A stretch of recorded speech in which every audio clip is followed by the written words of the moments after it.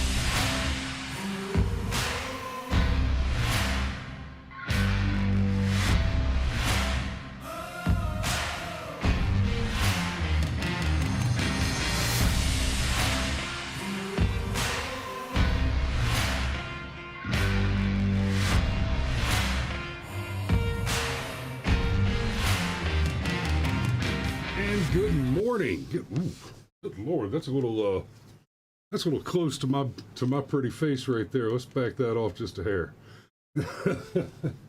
Good morning. Okay.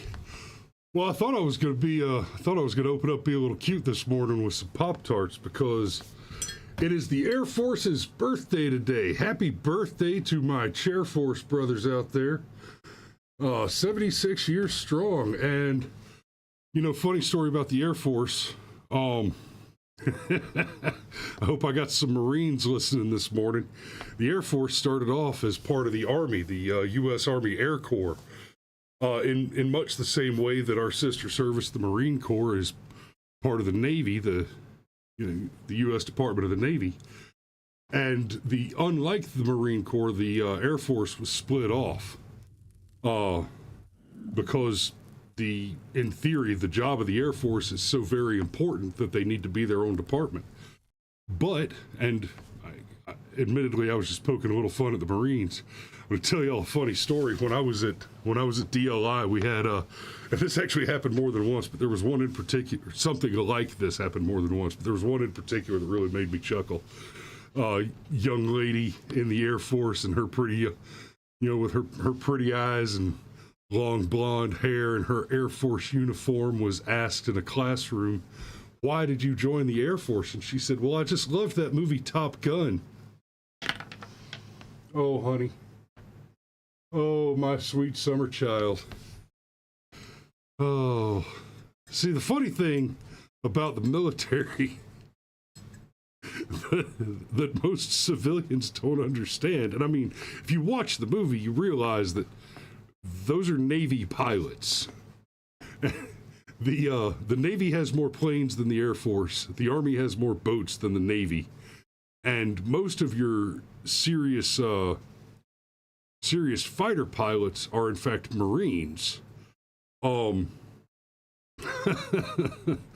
you start talking about the legitest aircraft in the sky, which is of course the Warthog, the A-10. It ain't nothing like a pig fart coming out of an Army pilot to just ruin somebody's day.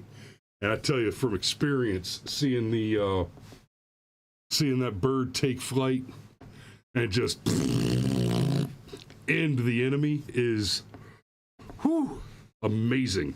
I had the distinct privilege once following a pretty bad ambush in Afghanistan we called in air support, and there was about 9 dudes that had jumped out of some bushes, but they were dug in pretty good, and we couldn't really get at them, and we called for air support.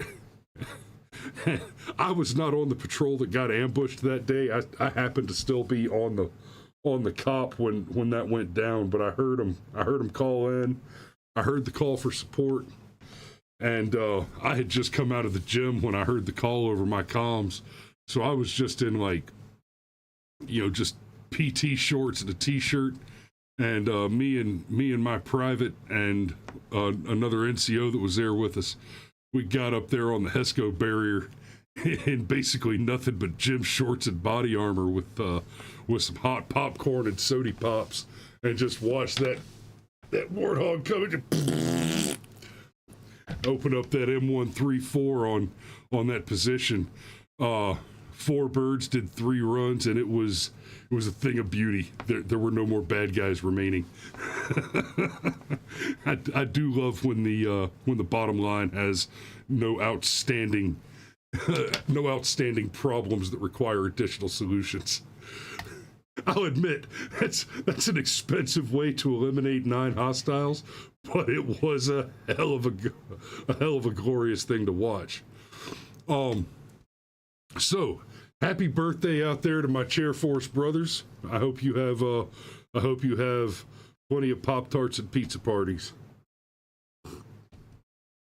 So the next thing, the next item that I don't particularly want to talk about, but is in fact trending. Oh, St. Michael asks, what's with the roll of TP behind me? You know what?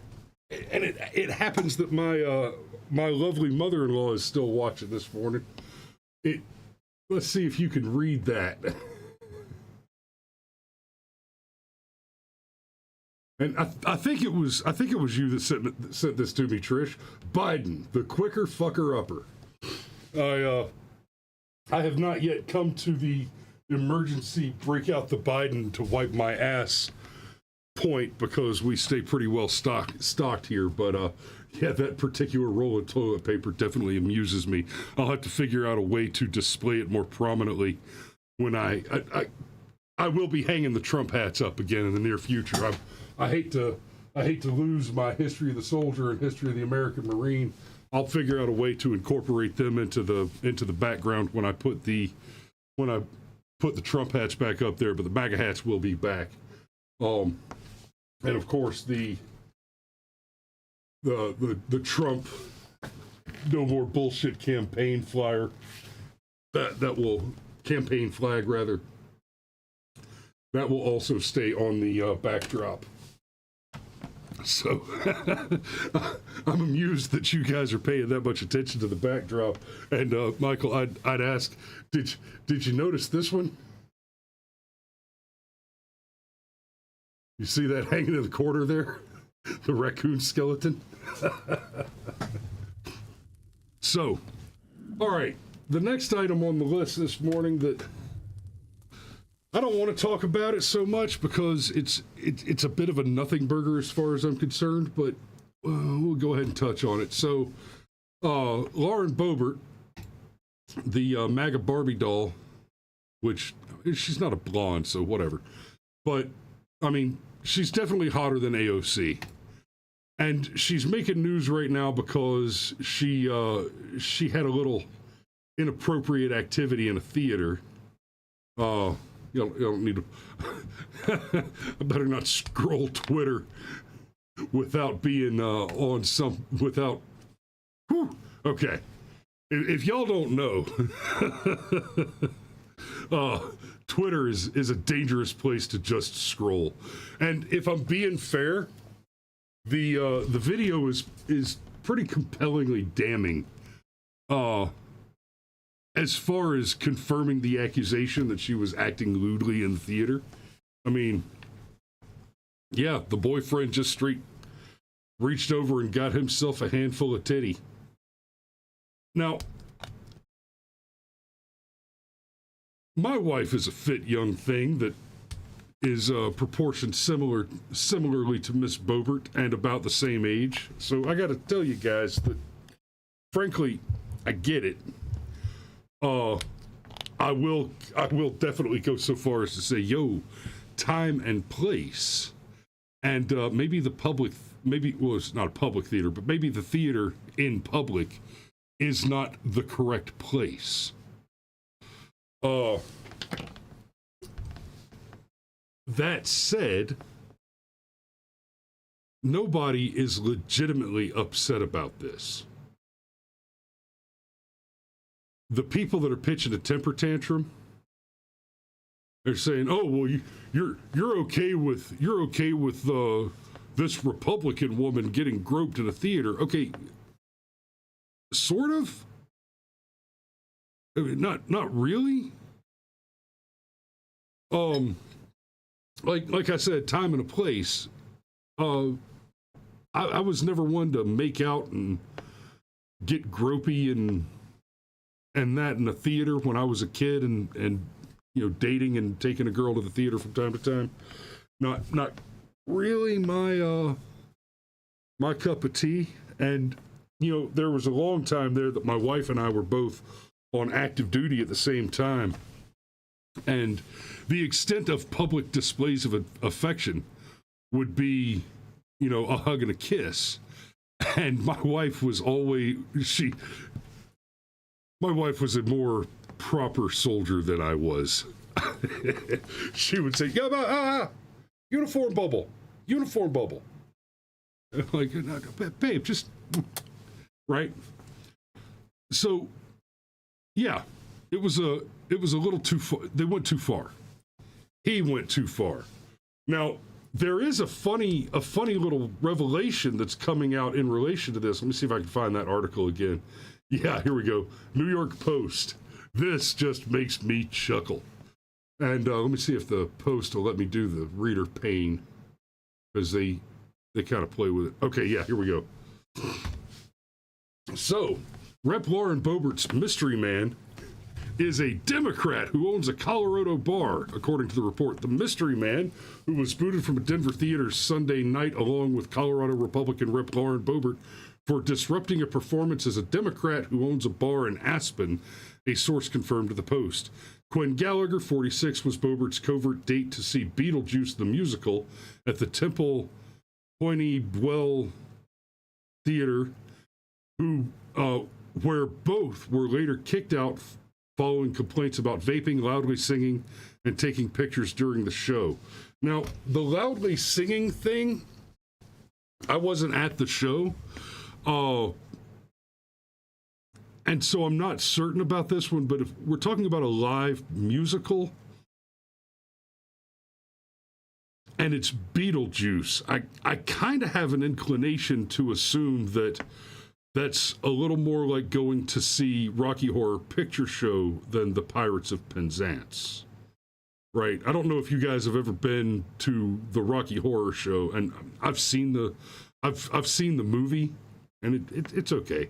It's got its moments that are fun, but but I've had some friends who were just absolutely dedicated to the subculture of going to the live Rocky Horror Show, and I'm certain that the Beetlejuice show is not nearly on this level because it's just not that kind of cult classic.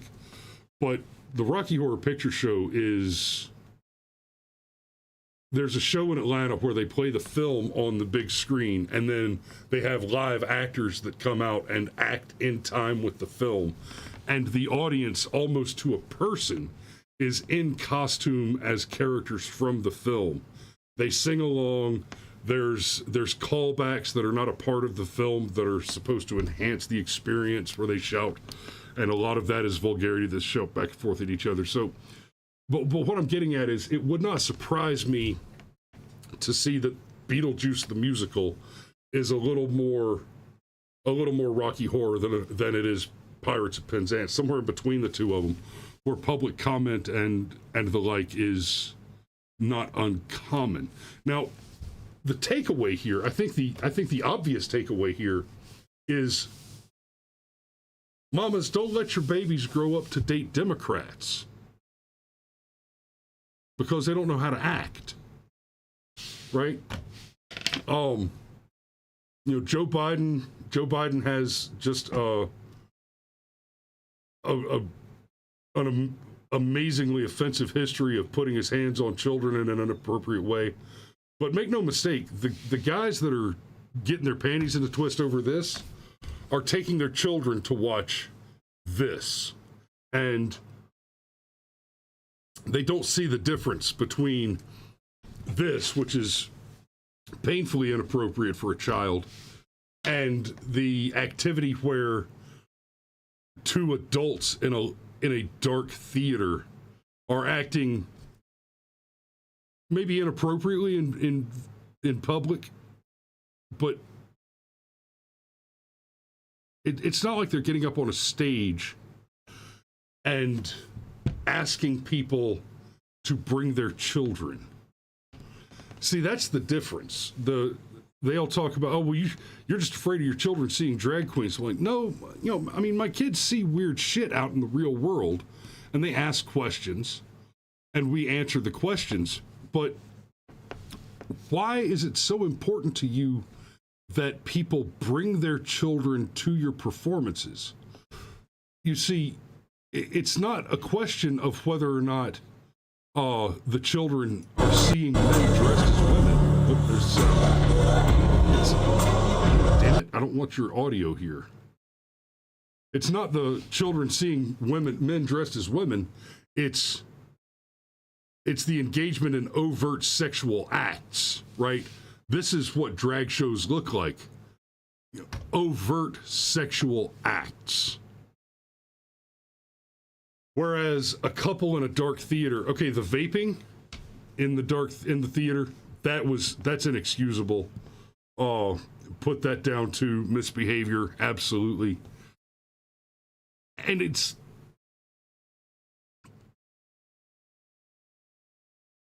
not so much that I want to offer a defense of the behavior, but rather that my point is that nobody is honestly offended by the behavior. And nobody that's crying about it is doing so in good faith. They're making ridiculous comparisons, and they just want they want any excuse they can find to character assassinate anybody who holds a Republican position. The shit's not complicated. I mean, don't forget about Al Franken, every Democrat president ever. You don't have to go far to say, look, you're not actually concerned about the behavior. You're only concerned about another ticket to character assassination. And hey,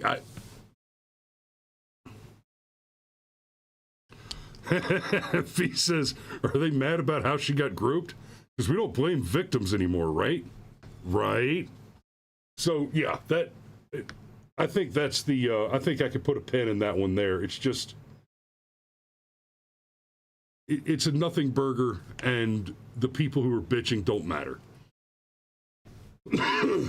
Now, the other one that's come up, and I have not gotten through enough of the news to really comment on it directly, but I can speak to the trend more broadly.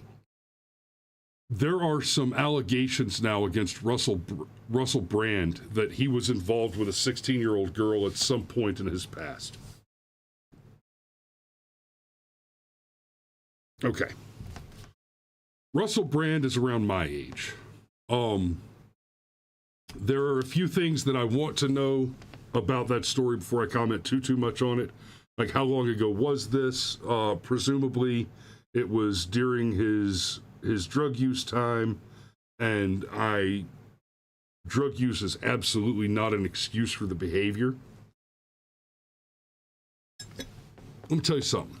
I have met and seen 16-year-old girls, a lot of them, especially when I was 16, 17, 18 years old.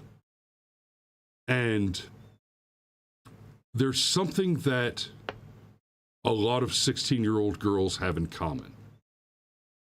And that is an unhealthy interest in certain types of celebrities.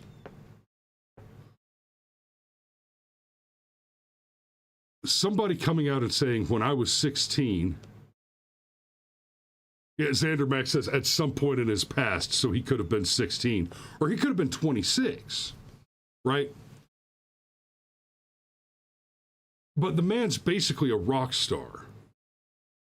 And so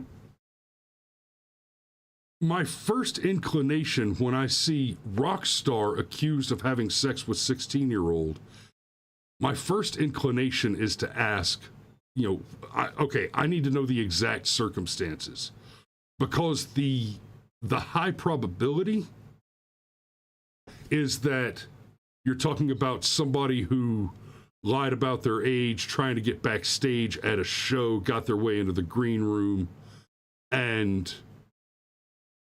went to party with the rock star with all the drugs and the stupid. In which case, neither of them is defensible, right? Russel Brand's behavior, doing a bunch of drugs backstage, not super defensible.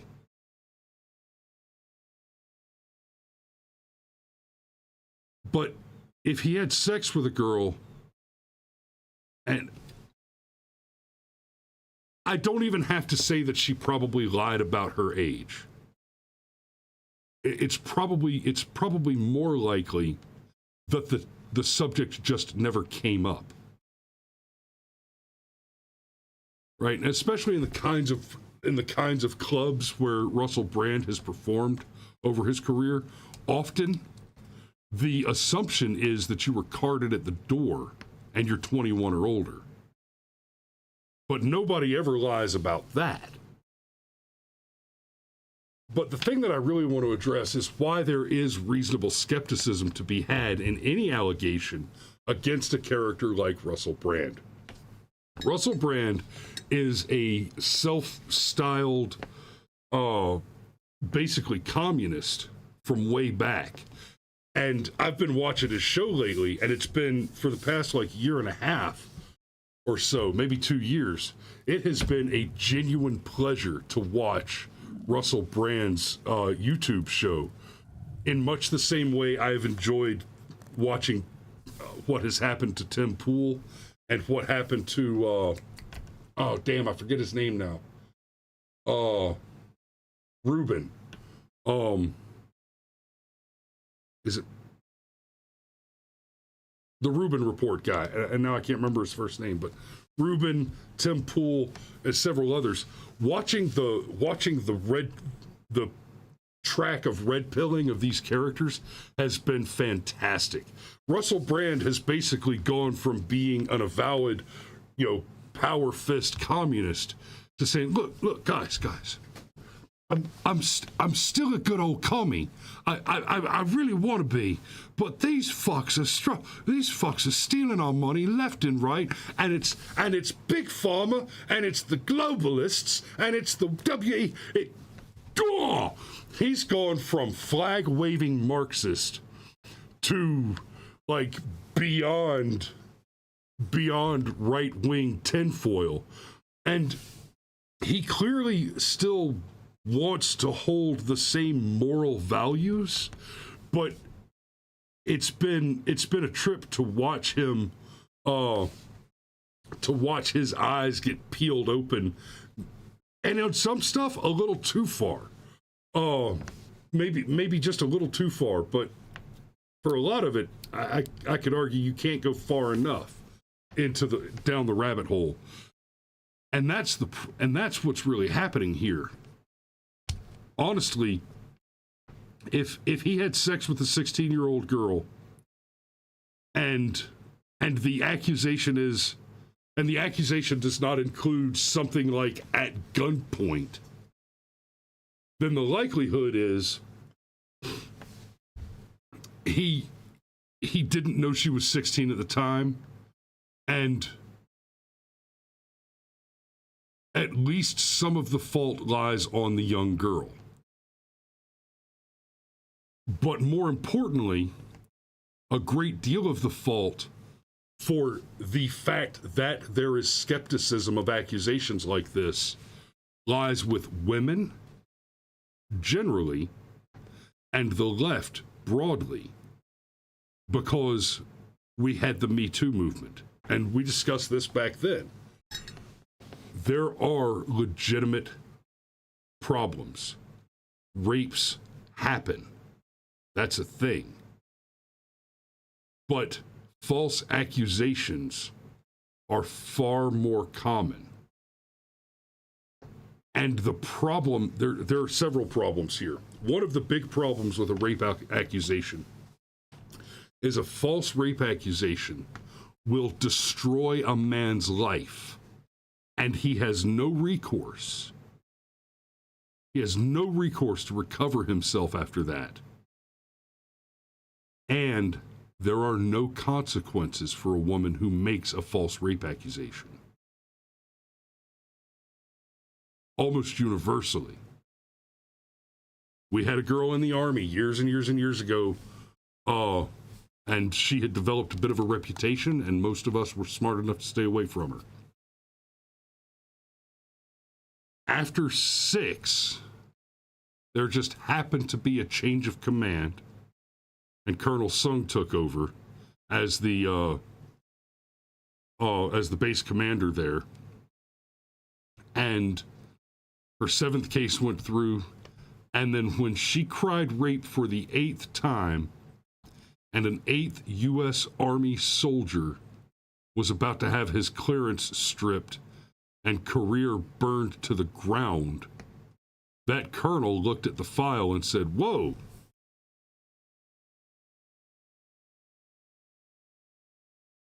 there seems to be a common denominator in this particular equation of love." That soldier was exonerated, and the young female soldier, who had made 8 separate rape allegations, all of which included the story that she went to a party in a hotel room party where somebody rented a big suite at a hotel, and a bunch of people went and had a big party, got shit-faced drunk, and then had sex with somebody, and then decided that she had been raped. Okay, if that happens to you, I hate it for you. It's terrible, and your rapist, your assailant, should absolutely face consequences. Once it's happened to you 6, 7, 8 times, I no longer believe that what you're telling me is true. You kept going back. Right? If you get burned once, that's victimhood. If you get burned more than once, stop putting your dick in the toaster. And Xander Mack points out the supposed victims went to the Sunday Times, not the police. And that's another piece that makes it very suspicious. The police still have received no complaints. But we've seen allegations, right? The Donald Trump allegations that the woman that has the story about the Bergdorfs, which is basically she just ripped the story straight off of some sitcom, and the left keeps telling us that Donald Trump was found guilty of rape in that case, and that's false. The truth in that case is that a jury in civil court came up with the conclusion that we believe that she is lying, but we want to find Donald Trump financial damages to punish him for the damage he's done to her reputation. Think about that. She lied, and we're going to reward her for that bad behavior. E. Jean Carroll is that one. Go back to Herman Cain. All these women came out. All of a sudden, he's doing great in the primary, and magically, there's all these women that say he told dirty jokes. Right? They didn't, most of them, I think one or two did, but most of them didn't even go so far as to say that he hit on them or touched them inappropriately. But as the second he dropped out of the race, they vanished. They disappeared. I would be shocked to learn conclusively, and you can't prove a negative, but it would shock me to actually learn that no one ever went to Herman and directly said, hey, all you have to do is quit and it goes away. Right? We've seen Judge Kavanaugh. We've seen this over and over again. Somebody has got the wrong think, and they will bring out the guns. They'll bring out the big guns and put them down. This is extremely dangerous. Not just because it means that people with the wrong think are vulnerable to that style of attack, but because it means that our trust and therewith our ability to protect our vulnerable women is compromised by the evil that is lying.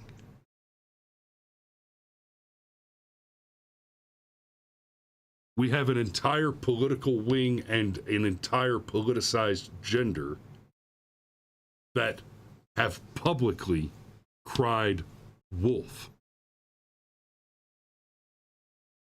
And so it would not be reasonable in the current environment to not be skeptical of any accusation of a conservative man who is publicly conservative.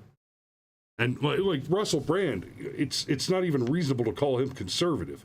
He's just not the right kind of leftist. He's very much been peeling away from those sociopaths and becoming something more akin to a classical liberal. He's still a bit of a hippie. I think he's a vegan. He's very much the kind of person that the Democrat Party wants you to believe they are interested in supporting.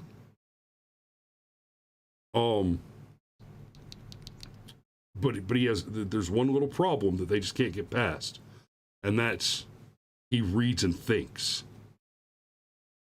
I'm not even saying he thinks well, but he sure does think a lot. Okay, I got to put a pin in it there. Got work to get out and do. Thanks for watching this morning, guys. We love you, and we will see you tomorrow. Oh, wait, by the way, in the comments, did anybody actually try to call? Because the phone never rang. So I want to know if anybody tried to call the number on the screen.